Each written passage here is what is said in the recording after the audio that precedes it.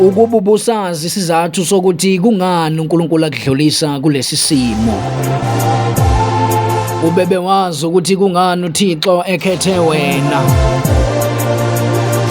Ngiyazi ukuthi njengamanje ubona kunzima, kodwa kube ubusazi isizathu. Kunezimo uNkulunkulu ezimphoqayo ukuthi akudlulise kuzona. Kunobuhlungu okumele udlule kubona. Kunenyembezo okufanele uyikhale. Kunabantu okufanele bake bakushiye. Kuneminyango okusafanele ukuthi uvaleleke kuyona.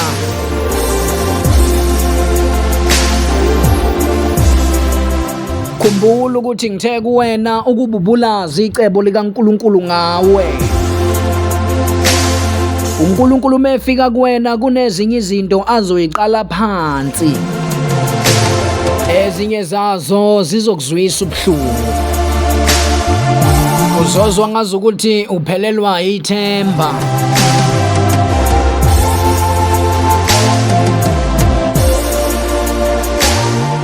Kuyenzeka icebo likaNkulunkulu likudlulise la wena ongafuni ukudlula khona.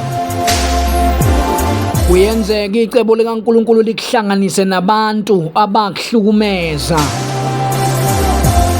Kuyenzeka icebo likaNkulunkulu lithi xolela nala kungasafanele khona. Livamisile icebo likaNkulunkulu malenzeke empilweni yakho kube nezinto elifika linyakazise.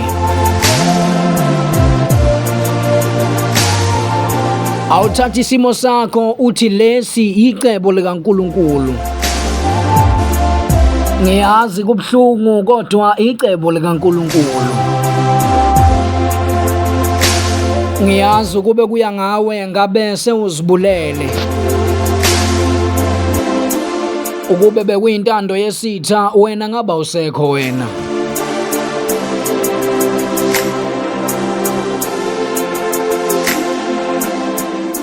Kodwa wena ngoba usecebeni likaNkulunkulu ingakudlula kulesi simo.